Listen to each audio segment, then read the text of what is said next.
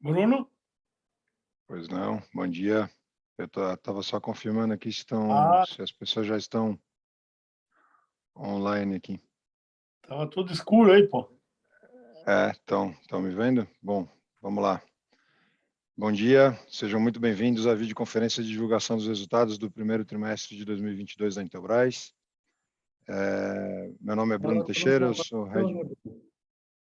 Não está Pois não? Isso, eu vou deixar sem compartilhar aqui, Bang, no início. Então, meu nome é Bruno Teixeira, eu sou head de RI aqui da companhia e é um privilégio estar com vocês aqui nesse momento. Hoje comigo estão o senhor Altair Silvestre, nosso CEO, nos prestigiando aqui durante as suas férias, né? Está de férias, mas participa conosco hoje da conferência.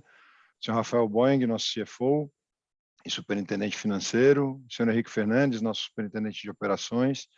E o Márcio Ferreira, superintendente de mercado, para darmos início à nossa apresentação de resultados. Informamos que essa videoconferência está sendo gravada e vai ser disponibilizada no site de RI da companhia, onde também se encontra disponível a apresentação que vai ser utilizada hoje. É possível fazer download se houver interesse e depois também a visualização do vídeo. For those who need simultaneous translation, please choose the language by clicking in the icon interpretation below. Para a sessão de perguntas e respostas, orientamos que as suas perguntas sejam enviadas via o ícone de Q&A no botão inferior das suas telas. Escreva, por gentileza, o seu nome, a empresa, qual o idioma da pergunta, e a gente vai respondê-las em ordem. E ao ser chamado, a gente pede, por gentileza, que ative o seu microfone, que vai aparecer um botãozinho na tela. Ressaltamos que as informações contidas nessa apresentação e eventuais declarações que possam ser feitas durante a videoconferência, relativas às perspectivas de negócio, projeções e metas operacionais e financeiras da Intelbras, constituem-se em crenças e premissas da administração da companhia, bem como informações atualmente disponíveis. Considerações futuras não são garantias de desempenho, elas envolvem riscos, incertezas e premissas, pois se referem a eventos futuros e, portanto, dependem de circunstâncias que podem ou não ocorrer. Investidores devem compreender que as condições econômicas gerais, condições de mercado e outros fatores operacionais podem afetar o desempenho da Intelbras e conduzir a resultados que diferem materialmente daqueles expressos em tais considerações futuras.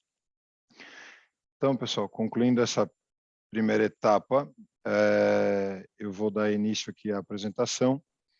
E ao final, vou tentar ser breve, como de costume, e ao final a gente abre para perguntas e respostas.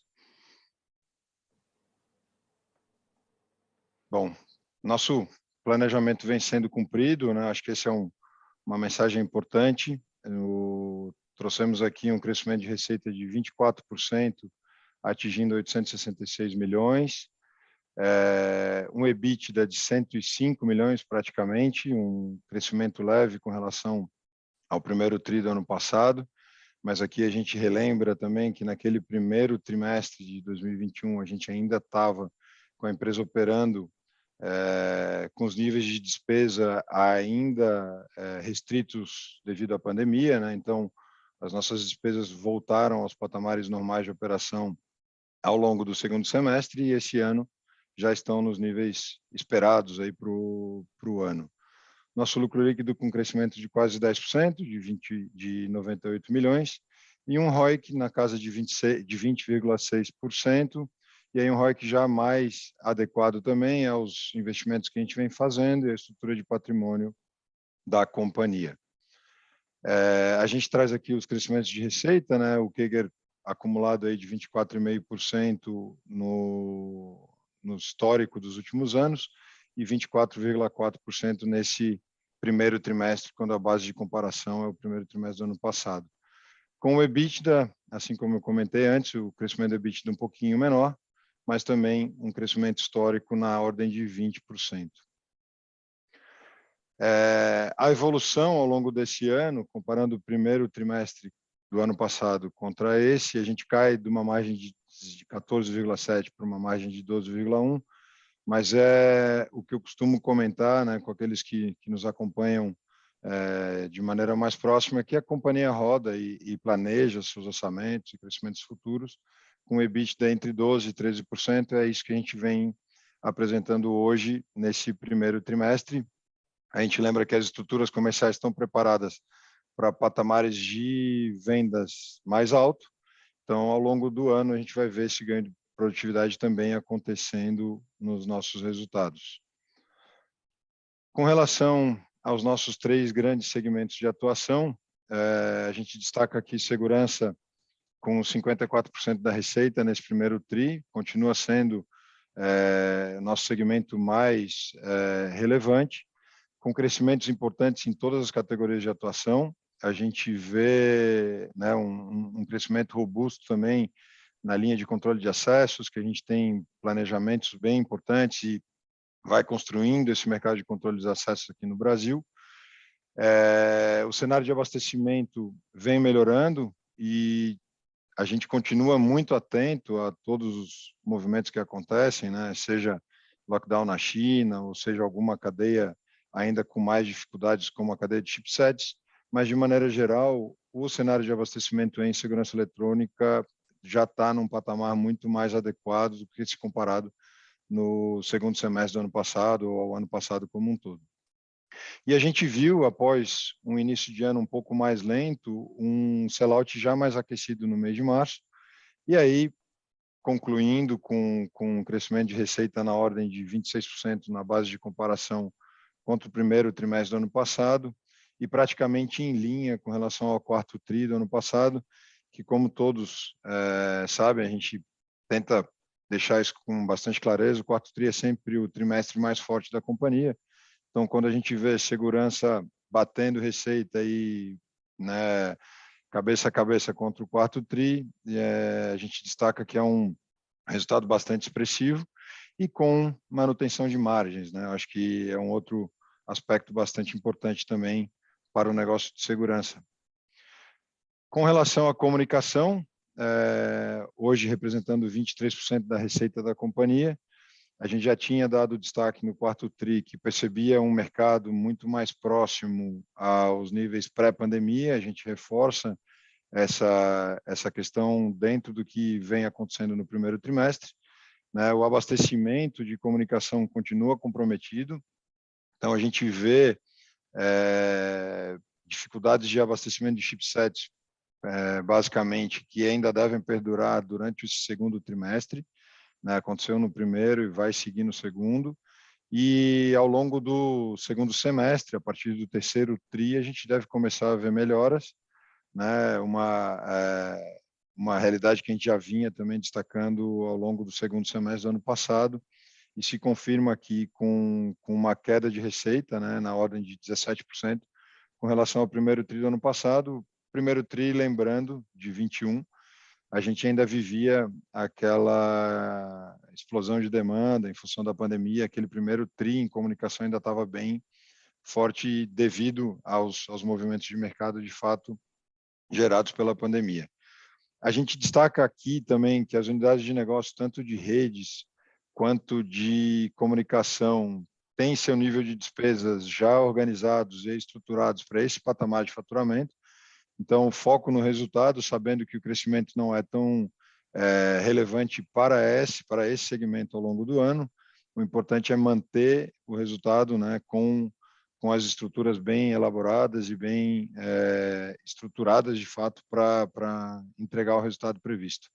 A gente destaca aqui também que, embora o crescimento da receita não tenha existido, a gente vê uma recuperação de margem, e dado que o mercado ainda tem restrição de chipsets, é importante a gente melhorar a qualidade da venda, e a gente consegue ver isso com esse ganho de quase 1 ponto percentual aqui em comunicação. Com relação ao segmento de energia, né, um segmento que hoje já representa 24% da companhia, de forma orgânica, né, crescendo conforme previsto. A gente segue com as perspectivas fortes para o ano, né? A gente está construindo uma base de revendas mais fidelizada, pulverizada em todo o território nacional, e a gente vê, né, na nossa plataforma de vendas aqui, a adesão dessa base de revendas. A gente pode conversar um pouco mais sobre isso depois no Q&A. Né? Com a estabilização das entregas, a gente vê uma retomada de margem bruta. Então, subimos aí quase 2 pontos percentuais, levando, de fato, um estoque mais competitivo. Vocês devem lembrar que no quarto TRI, a gente acabou tendo que fazer embarques aéreos de algumas linhas, o que acabou atrapalhando um pouco a margem daquele trimestre. E aí, nesse TRI, a gente já vê a chegada dos equipamentos marítimos, né, os inversores, principalmente, contribuindo para essa retomada de margem. Estamos iniciando a integração com a Renovige. A gente vem conversando ao longo do primeiro TRI com eles, e após conclusão do deal, né, o fechamento aconteceu no dia 29 de abril, a gente já pode começar a interagir com eles de uma forma mais presente, mais próxima, e estamos iniciando todo esse trabalho para já reportar a partir de 1º de maio. Então, segundo TRI, a gente vai ver já um crescimento de energia de forma inorgânica, né, contabilizado a partir de 1º de maio, 2 meses do terceiro TRI. Bom, um outro ponto que a gente traz, dado todo esse cenário desafiador de logística, né, são as nossas posições de estoque. Então, a gente vai ver um estoque bastante estabilizado, né, na comparação com o quarto TRI, um leve crescimento. Ao longo do ano, a gente vai ver o estoque voltando ao patamar de 120 dias. A gente já tinha colocado isso na revisão do quarto TRI. Geralmente, o início do ano, a gente traz um pouco mais de estoque, de fato, considerando que a gente tem sempre o Ano Novo Chinês, né, e isso não pode gerar nenhuma desestabilização do abastecimento. Então, é um primeiro TRI que sempre tem um pouquinho mais de estoque. E ao longo do ano, estabilizando aí de fato a cadeia de suprimentos, a gente vai ver o retorno aos 120 dias. A gente sabe que esse ambiente global de suprimentos continua requerendo atenção redobrada da equipe de suprimentos, mas uma tendência que a gente vê aqui dentro da operação, de que aos poucos esse estoque vai retomando patamares um pouco mais eficientes do ponto de vista de aplicação dos recursos, né? E aí a evolução do caixa, como consequência, né, desse nível de estoque mais alto, a gente vai ver um caixa operacional negativo de 133 milhões, muito em função desses pagamentos e todo esse nível de estoque que a gente colocou para iniciar o ano, né? E depois as atividades de financiamento e investimento, de fato, conforme o previsto. Então, é bem importante destacar aqui que, de fato, à medida que o estoque voltar para o patamar dos 120 dias, a gente vai ver o retorno da geração de caixa operacional. Isso está bem claro aqui no nosso fluxo de caixa, e ao longo dos próximos trimestres a gente vai voltar a ver a operação trabalhando com operacional positivo, como de costume. E, por fim, a gente destaca aqui a questão do CAPEX, né? Os investimentos de expansão, alguns já em fase de conclusão, outros iniciando. Eu destaco o início da construção do galpão para a energia solar, que com o crescimento mais acelerado de energia, a gente acabou antecipando esse investimento para dentro de 2022. Né? E o CAPEX de manutenção bastante alinhado com o plano, com o histórico da companhia. E esses investimentos realmente nos habilitam a ter capacidade para seguir crescendo, e é a base de investimentos que a gente tem já definido em planejamento estratégico para que a companhia siga crescendo alinhada com o seu histórico ao longo dos próximos anos. Da parte de perspectivas, eu gostaria de destacar aqui o trabalho de integração com a Renovige, né? A gente abriu 3 grandes frentes de trabalho.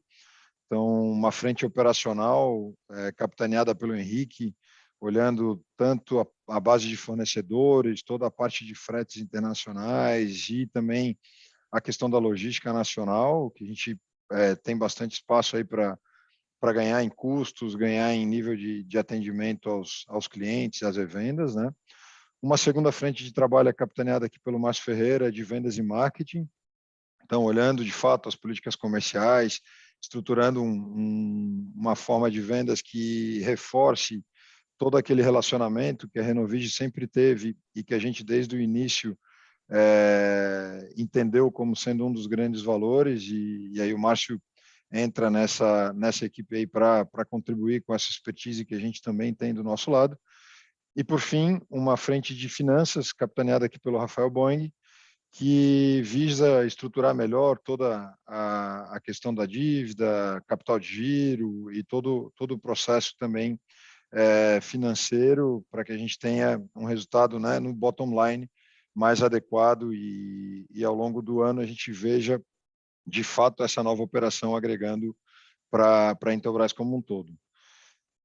No segmento de comunicação, como eu citei, o foco na melhora das margens e ganho de produtividade, a gente está com muita clareza trabalhando isso dentro da companhia e vai seguir aí ao longo do ano, vendo que comunicação contribui de maneira positiva para o negócio e vai ser um segmento com um crescimento mais leve, mas que vai contribuir para o resultado final.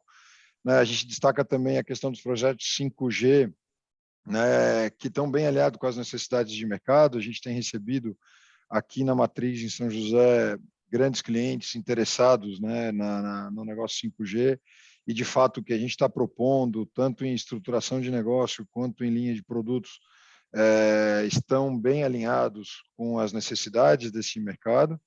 E o projeto vai caminhando dentro do cronograma previsto, trabalhando, de fato, para que dentro do segundo semestre a gente tenha já o início dos faturamentos, logicamente, patamares de venda ainda menores, né, em introdutórios, mas que a gente vai ver o 5G caminhando para um processo bastante interessante aqui no Brasil, e a Intelbras como uma das empresas relevantes desse negócio. E, por fim, eu acho que cabe destacar que, embora a gente esteja trabalhando a integração da Renovige, e de fato uma aquisição relevante que a gente fez, né, a maior da nossa história, a gente continua olhando com bastante cuidado novas aquisições. Cada uma das unidades de negócio tem as suas necessidades ali de complementação de tecnologia e portfólio. A gente continua olhando, mas sempre com o espírito de olhar com calma, fazer qualquer movimento de novas aquisições com toda a tranquilidade de que a gente vai trazer para o portfólio de negócios da Intelbras empresas que, de fato, agreguem, complementem tecnologia, portfólio ou canal. Então, a gente segue olhando com muita calma, né, sem necessidade de tomar decisões rápidas, e sim decisões seguras, né, aquisições patamares bem menores do que esse que a gente trabalhou com a Renovige, né, mais alinhados com o nosso histórico. Então, continua na pauta, mas com muita cautela e com muito cuidado que o ambiente requer. Pessoal, era isso. Eu agradeço a presença de todos e já gostaria de abrir aqui para perguntas e respostas. Vou dar um espacinho para que vocês postem as perguntas. Eu já vejo aqui algumas. Vou abrir, então, aqui com a pergunta do Christian, do Itaú BBA. Ele nos parabeniza pelos resultados. Ele abre duas perguntas aqui, solta aí. Se é possível fornecer alguma cor sobre como foi o desempenho da Renovige nesse primeiro TRI, e aí talvez seja legal o Henrique complementar também, que está acompanhando. E a segunda, com relação à perspectiva de solar da empresa, dado que houve uma redução dos volumes com relação ao quarto TRI, se a gente tem notado alguma diferença em termos de demanda pelas soluções solares, ou esse resultado poderia ser atribuído a alguma sazonalidade, como é a nossa visão no curto e médio prazo. Como as duas são de solar, acho que vale a pena a gente comentá-las em conjunto aqui, né? Ok. Bom, bom dia a todos, né? Bom dia, para mim é boa tarde. Mas o solar, né, digamos, comentasse que houve queda aí, nós não entendi essa tua queda, Bruno, que não houve queda, né, do mercado, né?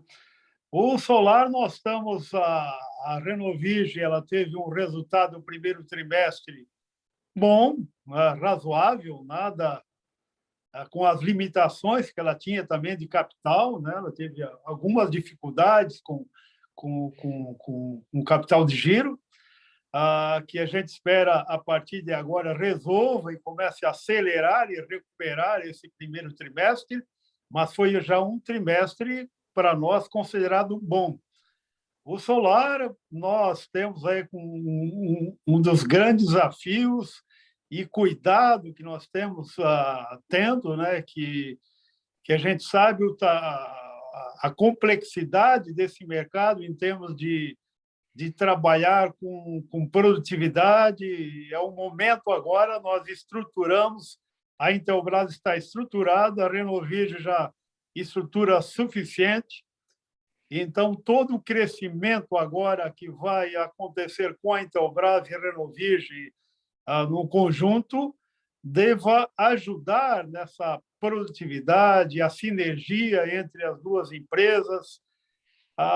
Então, nós estamos fazendo uma venda consciente, não caindo no desespero de vender realmente a qualquer preço.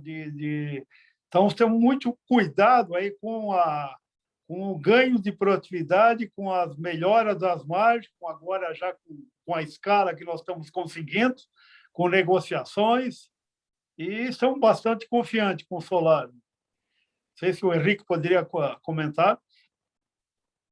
Não, perfeito, Alter. Só complementando um pouco a respeito do que a gente tinha em estoque, né? Que a gente teve entradas grandes no final do ano com o dólar alto, que estão se normalizando agora, principalmente com essa queda do dólar e com a entrada de novos embarques. Só isso a complementar. Tá, ok. O Christian pediu para abrir o microfone aqui, se o pessoal do apoio puder me ajudar. O Christian Farias, do Itaú BBA. E aí ele, de repente, pode complementar a pergunta aqui. Na verdade, Bruno, bom dia, Christian. Bom dia, pessoal. Bom dia. Na verdade, era para perguntar, fazer as perguntas pelo microfone, né? Mas obrigado. Obrigado, Thay, pela resposta. Só um follow-up. Aqui a ideia era só entender aqui como que ficou o volume, né? De vendas de ano, trimestre contra trimestre, né? Comparado esse com o tri anterior. Porque a gente segue com a visão construtiva para médio prazo no solar, mas a ideia é se a gente teria algum tipo de diminuição. A gente sabe que são produtos que, na média, são financiados, né, devido ao tamanho do ticket médio, e hoje a gente está tendo um cenário, por exemplo, de juros bem maior. Né? Obrigado. Não, nós não notamos uma redução de mercado, qualquer dificuldade, né? O que houve, sem sombra de dúvida, no início do ano, foi todas as empresas, né, que trabalham no setor, que vinham de uma falta de produtos e componentes, se estocaram em demasia, né? E no início do ano tivemos aquele advento novo do Covid, que deu uma esfriada um pouco no mercado aí durante uns 20 dias, e bateu o desespero em algumas empresas, mas o mercado continua bastante animado, mesmo com essas taxas de juros, né, que subiram. Energia continua cara, com tendência, sem sombra de dúvida, já ainda de crescimento do custo da energia. Então, o retorno ainda para o investidor ainda é bom. Então, é um mercado que continua bom e no mesmo ânimo que tínhamos desde o começo. Perfeito. Obrigado, pessoal. Eu acho que parte da tua pergunta, né, Christian, pelas quantidades ali que você viu, né? E nas quantidades a gente soma, além de solar, soma no break, soma outros itens de energia ali também, né? Então, o mercado para a gente de solar foi bastante próspero dentro do primeiro TRI. Se tu olhar nos dados da ANEEL, você vai ver que o primeiro TRI, comparado ao quarto TRI, foi um pouquinho menor do que o quarto TRI de fato. Então, a gente ter entregue esse resultado é bastante interessante. A gente ganhou espaço no mercado, com certeza absoluta aí. Perfeito. Obrigado, pessoal. Tá, joia. Depois eu vou pedir ajuda agora do pessoal. Oi, perdão. Importante que no solar nós cada vez mais estamos consolidando a nossa estratégia, né? Que ser o melhor realmente, né? E de pequenos projetos e que é o nosso foco, né? Cada vez mais estamos consolidando a nossa rede, crescendo, cumprindo suas metas, estamos bastante animados com essa estratégia. Exato, exato. Se o pessoal da organização puder abrir o microfone da Karina Martins, do Citi, ela tem umas perguntas para nos fazer também, por gentileza.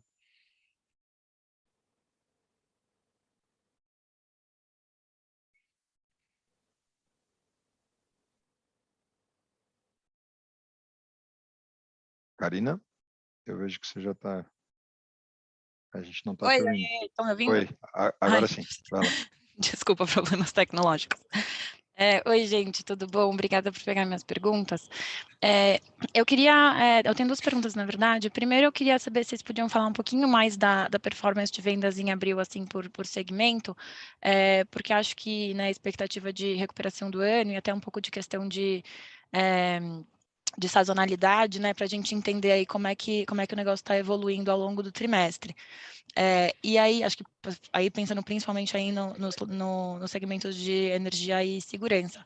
E aí, minha outra pergunta é se vocês podiam falar um pouquinho da questão de margem para o ano, né? Que a gente viu aí uma pressãozinha de margem sequencial nesse trimestre, e a integração da Renovige deve trazer aí mais uma pressão de margem adicional ao longo do ano. Aí só para a gente ter um pouquinho de cor aí do que esperar, se deve rodar mais ou menos nesse nível mesmo, né? Ou se deve ainda talvez cair um pouquinho mais ao longo do ano, e depois se recuperar quando a Renovige já estiver meio que operando com a eficiência da Intelbras, digamos assim. Obrigada.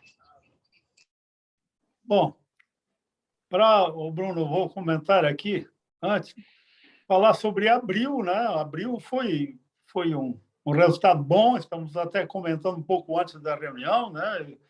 Continuamos com os mesmos crescimentos históricos, é claro que a gente sempre busca bem mais do que a nossa história, né? Mas estamos conseguindo crescimento, continuando com crescimento acima de 20%, mesmo em abril.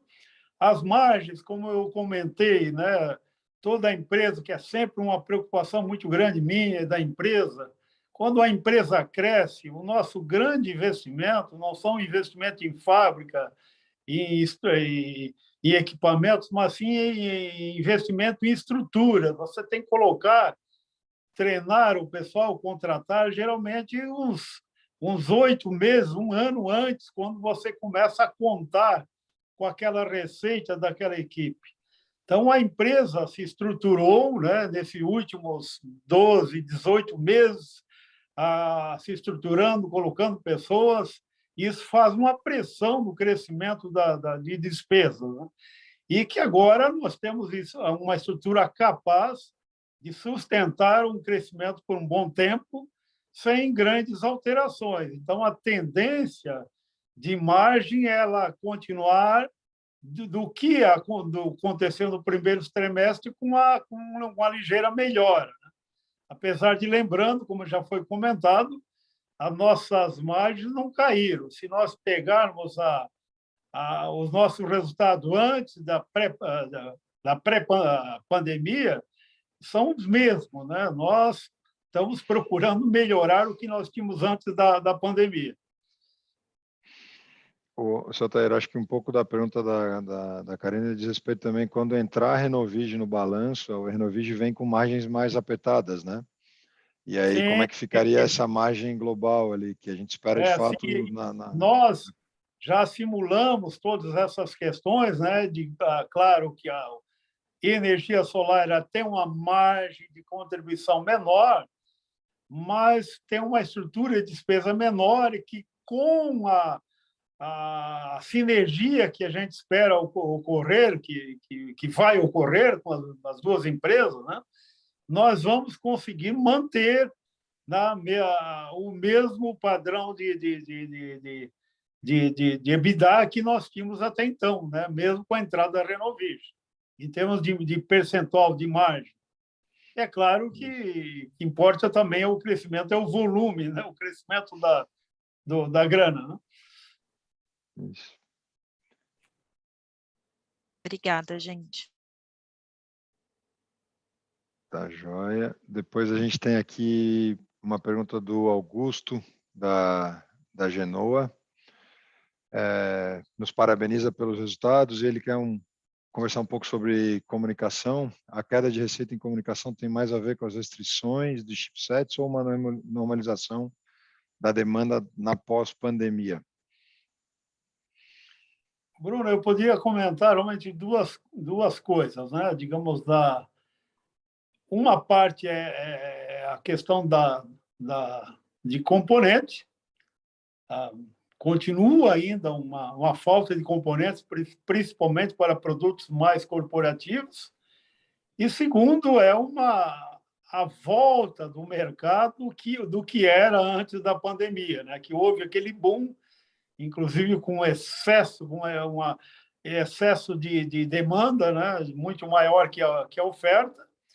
E também teve um fator do lado de produtos mais comoditizados, residenciais, por exemplo, de varejo, que houve uma super oferta no final do ano passado, começo desse ano, e que nós, a Intelbras, não quis, dentro da nossa estratégia, não é ficar fazendo aí, torrando produto, fazendo guerra de preços desses produtos de varejo. Então, nós até tiramos um pouco o pé desses produtos que não agregam tanto para nós, né? E, sendo que o nosso negócio principal são a área corporativa, são os pequenos negócios, continuamos firmes, com a demanda boa e com alguma falta de componentes, mas com um bom crescimento. Então, juntado ao retorno do mercado da pandemia, essa questão do mercado de varejo, de produtos mais simples, que a gente tirou o pé, é que provocou essa manutenção da receita, né? O não crescimento. E eu acho que tem um outro ponto que é complementar, né, Celtair, que num ambiente com falta de material, mas com o mercado bem aquecido, você acaba conseguindo substituir, às vezes, um pelo outro, e aí você acaba não perdendo a receita, né? Você tem uma dificuldade, mas você consegue manter a receita. Quando o mercado já não é tão comprador, essa substituição não é tão simples, aí você fica com limitação de receita, eventualmente por falta de produto, que é o que o mercado está demandando, né? Então, essa é a relação, tal, Augusto. Depois a gente tem uma outra pergunta também do Augusto, mas agora do Augusto Crapa, da Jauli Asset. Ele nos pergunta sobre o ambiente competitivo de solar, com a grande entrada de novos players, se tem algum movimento de precificação irracional, alguém queimando preços, como que a gente tem visto esse mercado, se tem mais agressividade ou se segue mais ou menos como antes? Como eu falei, né, já repetindo, no começo desse ano, né, houve pela falta de produtos no final do ano passado, houve uma aquisição exagerada de componentes e, claro, financeiramente, o pessoal com pressão de caixa e assim por diante faz tudo para colocar no mercado. Então, nós já sabemos há muito tempo mesmo, quando entramos nesse setor, quando negociamos com a Renovige, sabíamos que esse mercado vai haver uma seleção, né? Vai haver uma centralização em poucas empresas, muitos não vão suportar essa pressão de competitividade, né? E isso ela já está acontecendo, né, no mercado realmente de solar, né? Já está ocorrendo. Então, com certeza, nós já estamos realmente preparados para isso. Sabemos realmente os desafios e como comentei, a delicadeza desse negócio, que requer uma gestão muito boa, né? Uma venda muito consciente, uma estratégia como a nossa, de venda para pequenos negócios e médios, não entrando em grandes projetos, que esse mesmo é um eliminador de resultado e de margem. Então, nada de surpresa para nós tem o solar. Agora temos que consolidar, criamos uma estrutura forte, né, para isso, e agora é administrar essa produtividade para conseguir crescer e tirar espaço no mercado. Dessas empresas, com certeza, não vão suportar. Ótimo. Vamos mudar um pouquinho de assunto aqui na pergunta, falar um pouquinho de 5G. O Felipe Shen, que é o analista do Santander, nos pergunta se a gente poderia comentar um pouco mais nas oportunidades relacionadas ao 5G, a questão dos equipamentos e FWA, como é que está evoluindo, se a gente já tem alguma receita para 2022 e como é que a gente está vendo essa dinâmica com 5G. Olha, se eu posso falar alguma coisa, Bruno, mas se o Márcio ou tu mesmo pode falar alguma coisa, né? Eu estou há uns dias fora da empresa e parece que já me desatualizei. Tranquilo. Quer começar, Henrique? Quer começar, Márcio? Bom, Bruno, acho que você já tinha mencionado na linha do tempo aí, nas últimas reuniões, nós estamos andando com o projeto do 5G, já vai começar os testes em breve com o mercado, estamos tendo bastante cotação, mas eu vi que a pergunta ele coloca uma receita incremental significativa. Não, ela não vai ser significativa esse ano a gente começa a faturar, mas ela não vai ser uma receita extremamente significativa no resultado de comunicação, ela se torna mais significativa ao longo de 2023, mas o projeto está correndo bem. Estamos fazendo os testes aí nas parcerias externas que a gente tem, e agora, para os próximos meses, vão começar os testes aqui no Brasil com um pouquinho mais de intensidade. Estamos confiantes, né? O Henrique quer comentar alguma coisa? Não, a gente está muito confiante, né? Inclusive, a gente está começando a produção de alguns pilotos, né? Já na nossa fábrica. E eu vejo que vai faltar chip, porque a demanda vai puxar bastante, a gente está com muita cotação aqui dentro, é uma oportunidade muito grande também da gente expandir esse negócio, não só dentro do Brasil, em virtude da parceria com a Qualcomm, né, mas também para outros países da América Latina. Eu vejo que é um mercado muito próspero para a gente está à frente da concorrência, aí, principalmente em termos tecnológicos. E como vocês sabem, nós continuamos nosso sentimento e plano, e junto até com as operadoras, né, acredita que em poucos anos, em 3 anos, acho que era isso, 3, 4 anos, já deva representar 20% aí de todas as assinaturas de banda larga no Brasil.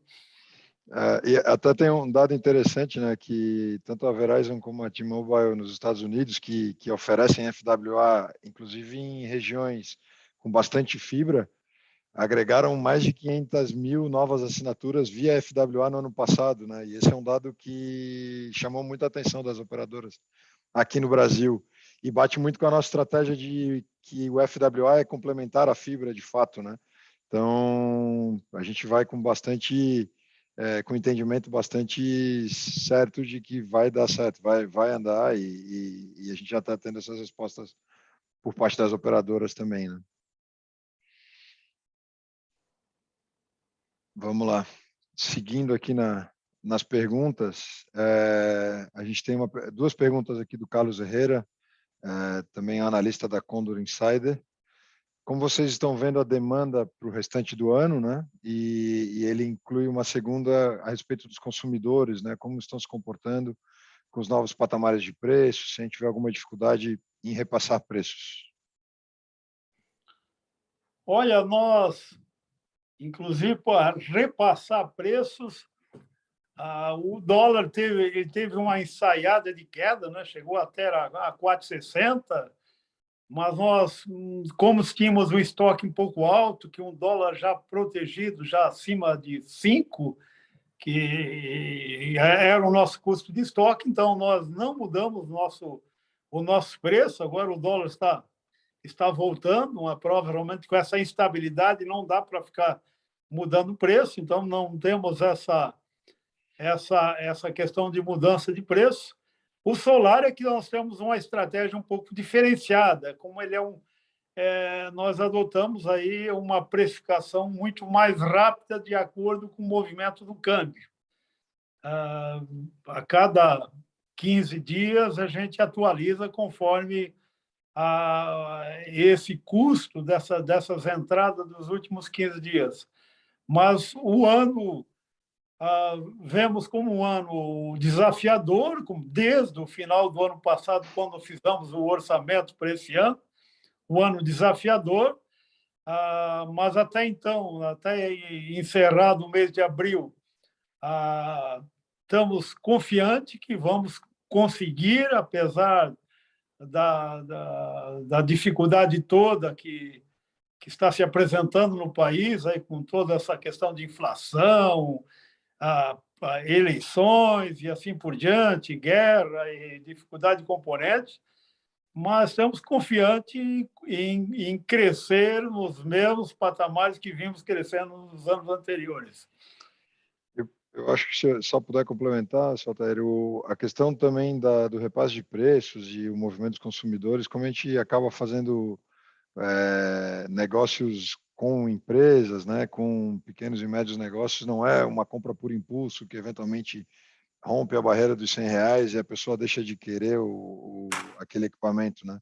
Como são equipamentos de segurança, se talvez o posto de gasolina fosse trazer um projeto de R$10.000, ele custar R$10.500, no final das contas ele vai acabar fazendo a opção pela compra do mesmo jeito, né?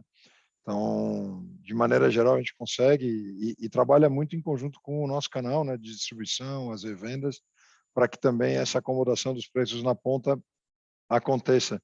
A gente está com a tabela bem alinhada, né, desde o início do ano, não teve ajuste nem para baixo nem para cima, eventualmente alguns ajustes pontuais, mas de maneira ampla a tabela continua a mesma tabela vigente em abril, em março, a tabela de maio, sem grandes alterações, e a gente vai para o ano desafiador com bastante confiança de que as coisas vão andar e vão seguir caminhando conforme a gente vem vendo ao longo desse primeiro trimestre, né?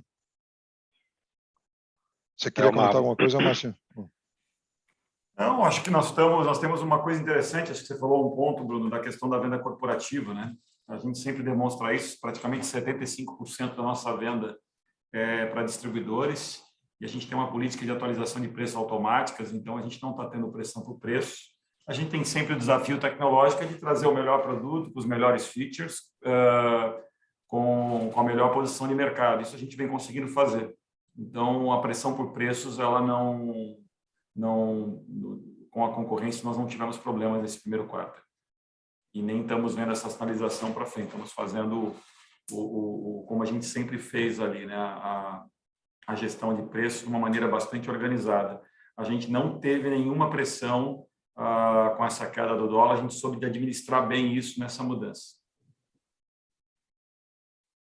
Uma coisa importante também, né, que acompanha o nosso histórico, é que em momentos de mercado mais difícil, mais desafiador, aí, citado pelo Altair, a gente sempre continuou com os nossos crescimentos históricos, e é importante também salientar que quando esse mercado está mais difícil, o custo de capital está mais alto no mercado, pequenas empresas, novos entrantes, eles vão desistindo do mercado e acaba aí sobrando um pouco mais de espaço para a gente. E a gente vê também que nesses momentos de crise, algumas linhas de negócio nossa tendem a crescer mais ainda do que em tempos de que vento sopra a favor, como, por exemplo, segurança eletrônica. Complementar um ponto aqui. Bem lembrado, Henrique, isso já aconteceu em outras épocas, né, de anos mais difíceis. Isso se repete. Complementar uma resposta aqui também, senhores, que talvez vai até responder uma pergunta mais adiante do Thomas. Uma das nossas promessas, um dos nossos trabalhos aí que a gente colocou durante o IPO foi o crescimento da parte de grandes projetos, a venda no mercado high-end, né?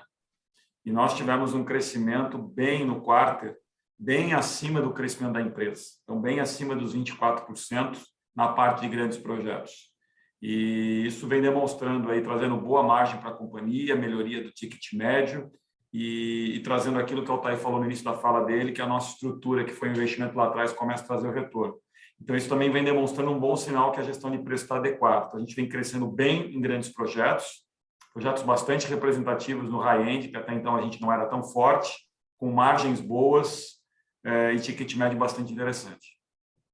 Bem lembrado, Márcio, que realmente essa é uma fatia importante no mercado que nós nunca estávamos, né? E fizemos um investimento bastante forte já de 2 anos para cá, estruturando as pessoas, os projetos e agora estamos colhendo realmente o resultado de todo esse investimento. Está indo muito bem. Perfeito. Até, Márcio, então, se você puder complementar ali, porque o Thomas, né, na pergunta que ele coloca aqui, que é analista do Itaú, da Itaú Asset, ele comenta a respeito como é que é a dinâmica da sazonalidade, né, que ele queria entender um pouquinho esse primeiro TRI contra o quarto TRI, como é que é, talvez valesse a pena você concluir aí. Bom, não só para segurança, apesar que segurança foi praticamente parelho, né, com o último TRI de 2021, mas normalmente nesses últimos 10 anos aí, Q1 começa um pouquinho menor do que Q4 e ao longo do tempo vai crescendo, o orçamento vai crescendo ao longo do ano, né? Primeiro semestre ali compondo na ordem de 48%, 47%, o segundo semestre o restante. Então, a sazonalidade, no nosso histórico, sempre no que foi planejado e realizado, Q1 é um pouco menor que Q4, o mercado começa desacelerado, o mercado brasileiro tem a característica do primeiro de janeiro e fevereiro, questão de parte escolar, IPVA, IPTU, essa questão toda influencia carnaval, tudo isso influencia no poder do consumidor e tomada de decisão de empresas também. Então, Q1 é levemente menor do que Q4 e ao longo do ano vai retomando. Todo o nosso desenho, todo o planejamento nosso de orçamento sempre levou em consideração esse contexto. Principalmente, né, como o nosso foco está em pequenas e médias empresas, sempre nossa estratégia, geralmente esse pessoal eles acabam tirando férias no início do ano, esse período, e acabam segurando as decisões, né, de investimento e melhoria nos seus negócios. Então, isso é uma tradição, né? Durante a pandemia, digamos, a sazonalidade ficou como o Márcio falou, mas se for verificar o histórico antes da pandemia, é uma média de 45%, 55%. Isso. 45% no primeiro, 55% no segundo. É isso aí. Bom, depois a gente tem mais uma pergunta aqui do Rodrigo Faria, que é um analista da Sul América Investimentos. Ele entrou atrasado, então pede desculpas aqui, mas acho que são 2 pontos que ele aborda que vale a pena a gente reforçar. A primeira delas é a respeito de como a gente espera o retorno sobre o capital investido, o ROIC, nos próximos trimestres. E a outra é se a gente ainda vê necessidade de consumo de giro, né, de capital de giro para reforço dos estoques. Bom, posso responder? O ROIC teve essa queda no quarto, mas foi muito em função aí desse investimento que a gente fez nos estoques, né? E olhando aí para o ano, a tendência é o ROIC voltar a subir, seguramente aí entre 25% e 30%. A gente tem essa previsão de que ele vai voltar aos patamares anteriores, né? E reforço de capital de giro não, a gente já praticamente nesse quarto ele encerra o que a gente precisava de fato, né, para utilização referente aí a esse aumento dos estoques, e a gente já vai ver a partir desse segundo quarto, no terceiro quarto e no quarto desse ano, uma geração de caixa bastante robusta, né, em linha também com a nossa tradição, com o nosso histórico de forte geração de caixa. É isso aí. E até com bastante clareza, né, um dos negócios principais aqui do crescimento, que é o negócio de solar, ele traz uma necessidade de capital de giro também bastante adequada, né, para esse movimento. Então, isso, talvez... ele até contribui, porque, na verdade, a maior parte das vendas de solar são feitas com financiamento, onde a gente recebe num prazo muito curto. Então, a operação de solar ela não consome capital de giro, ela até ajuda, né, na composição do capital de giro da companhia. Exato. Depois aqui eu tenho duas perguntas da Daniela, que é jornalista do Valor Econômico.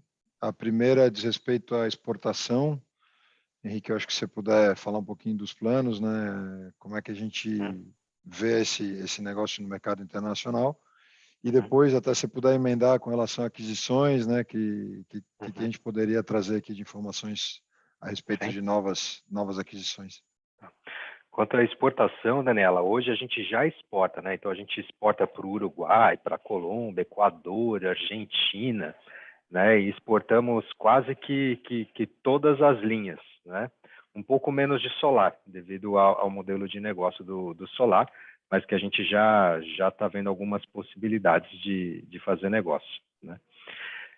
A gente sim vislumbra que estar fora do Brasil é muito importante, né, para a perenidade da companhia, acompanhamento da concorrência e poder aprender a trabalhar de uma outra forma que pode nos trazer benefícios, inclusive no Brasil e inclusive em termos de brecar o crescimento do concorrente na América Latina.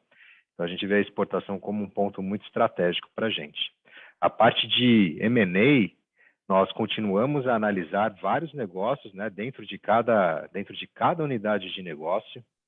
A gente está agora com todo o processo da Renovige, né, que finalizou de fato, foi sexta-feira que passou agora.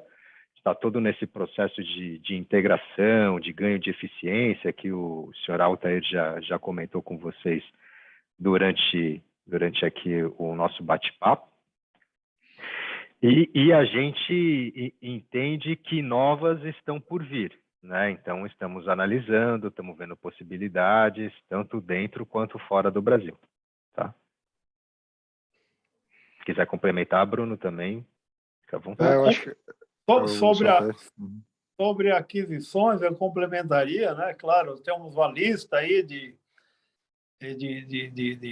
empresas, principalmente pequenas, projetos, tecnologias, mas que nós temos com muito cuidado agora também para a questão de gestão, de administrar. Temos um desafio importante agora com a Renovige, com essa integração toda, e também temos que cuidar, realmente, com bastante atenção do caixa, né? De preservar, realmente, com esse custo do dinheiro em crescimento.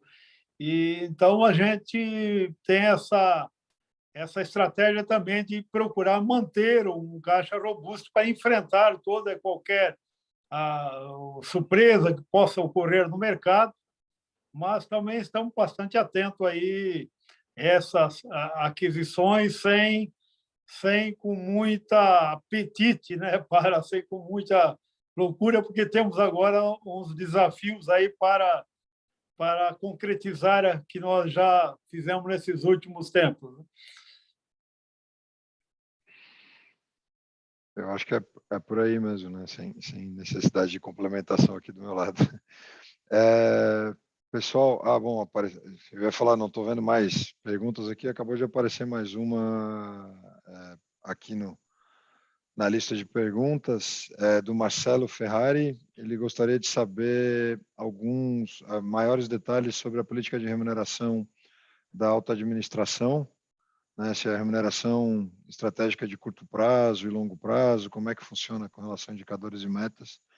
E ele agradece aqui pela excelente execução e a credibilidade das estratégias dos negócios. Bom, a remuneração da alta administração, dos executivos, ela tem, digamos, tem a remuneração fixa, que é baseada em mercado. Nós procuramos ainda ter uma remuneração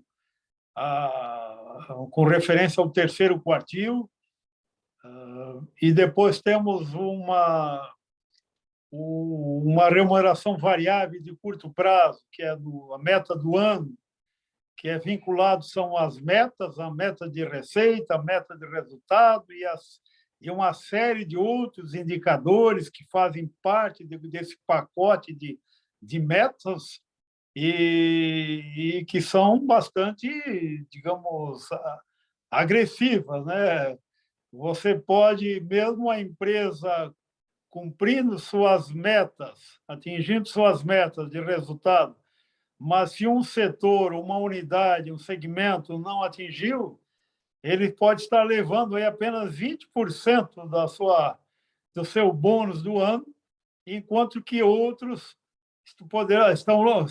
estariam levando 100%. Então, é uma remuneração variável, esse bônus anual bastante agressiva, ela representa aí múltiplos de salários anuais importante, e depois temos a remuneração, o incentivo, digamos, de longo prazo, que é vinculado também a metas de ROIC, e que, se atingido, né, você tem uma quantidade de valores relacionados ao seu salário, e que ele pode retirar em 3, 4, 5 anos, e uma parte ficando lá, se não me engano, 30%, 40%, que fica para o final de carreira, quando ele se aposentar realmente na empresa, né? Só reforçando que o longo prazo tem vínculo com o valor das ações, né, seu Taí? Sim. Esse valor que fica no incentivo a longo prazo, ele também, digamos, o próprio colaborador, o próprio executivo, ele tem que contribuir com a parte. Essas duas partes, a parte que a empresa fornece e a dele, fica vinculado ao valor das ações. Medida que cresce o valor das ações, terá um melhor rendimento, com certeza. Ou se cair, ao contrário, também vale. Mas é bem alinhada com também a perspectiva do investidor, né? Com certeza. Pessoal, a gente tem ainda 3 minutos de conferência. Eu não vejo mais nenhuma outra pergunta aqui na área de perguntas e respostas. Eu vou dar um minutinho se alguém quiser se manifestar. Caso contrário, a gente vai encerrando por aqui. Vamos aguardar aqui um pouquinho.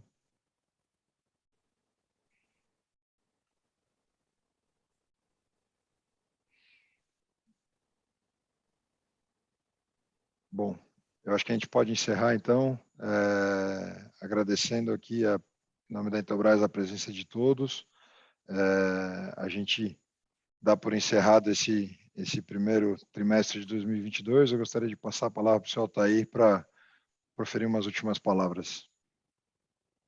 Agradecer a vocês a presença aí de mais uma apresentação do resultado de um trimestre, que para nós sempre é um compromisso importante, onde ele tem a oportunidade de fazer as nossas prestações de conta e discutir algumas dúvidas e com vocês, e dizer que o ano, né, como todos sabem, é um ano desafiador para o Brasil, mas nós estamos seguros. É claro que a gente gostaria de ter feito muito mais do que do que realizamos, mas temos projetos, temos planos, temos sempre, como eu sempre comentei, a gente trabalha sempre com uma certa folga, né, para conseguir atingir no mínimo o nosso budget, que é crescer sempre acima da média histórica, buscar agora um momento importante, buscar a melhora até da nossa rentabilidade, a melhorar o nosso retorno, geração de caixa, né? Que tivemos aí um investimento tão muito grande em cima de estoques, mas estamos confiantes aí que vamos fazer, apesar de todas as dificuldades, um ano bom, como sempre fizemos nesses últimos 20 e tantos anos. E muito obrigado a todos vocês. Obrigado, senhor Altair. Obrigado, Bang, Henrique e Márcio. Obrigado a todos os investidores que estiveram aqui presentes e desejo a todos aí um excelente dia. Obrigado. Obrigado. Tchau, tchau. Obrigado, pessoal.